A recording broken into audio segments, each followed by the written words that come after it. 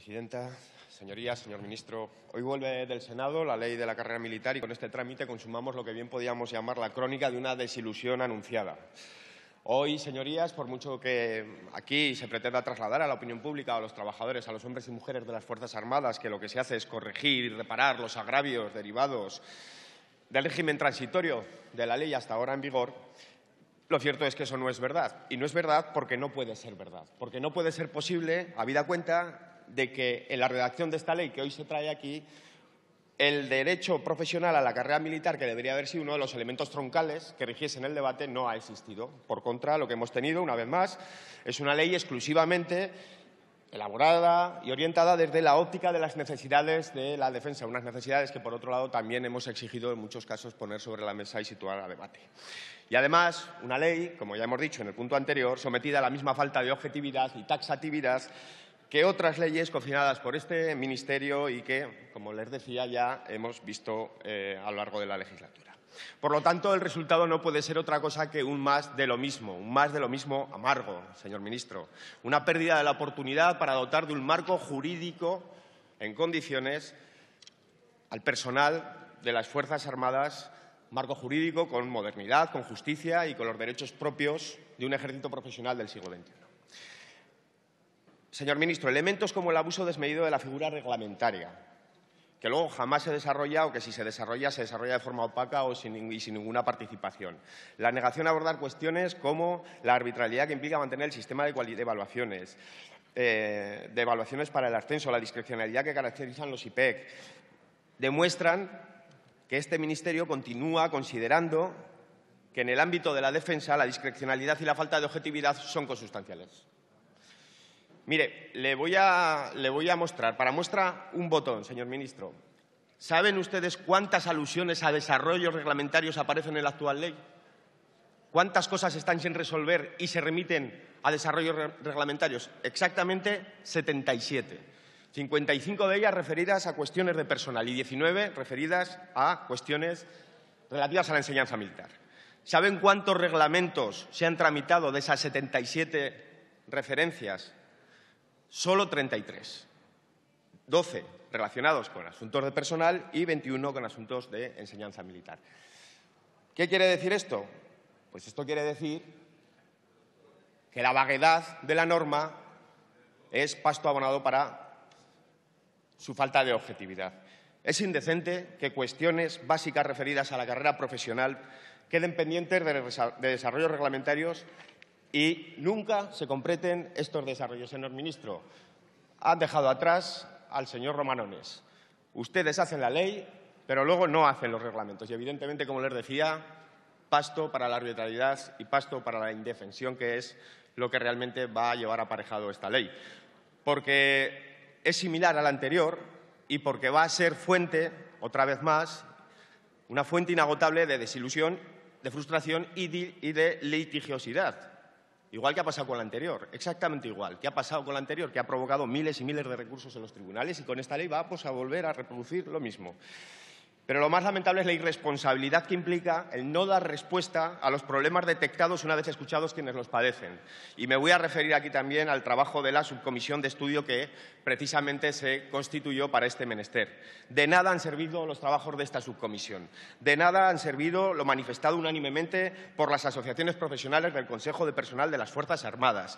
De nada han servido los mensajes dados por el Observatorio de la Vida Militar.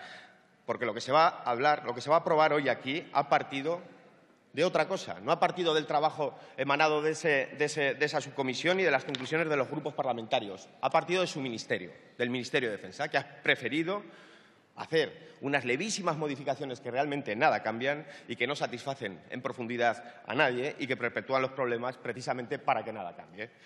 Nuestra posición, evidentemente, es de rechazo al conjunto de la norma porque son muchas las cuestiones que quedan sin resolver o que quedan en el limbo de nuevo. Es verdad que hay escasísimas modificaciones que pueden tener un efecto positivo, luego hablaré de las enmiendas que hoy debatimos, pero los problemas fundamentales siguen ahí. ¿Qué va a suceder con las IP? ¿Qué va a suceder con las evaluaciones? ¿Qué va a suceder con los compromisos no renovados?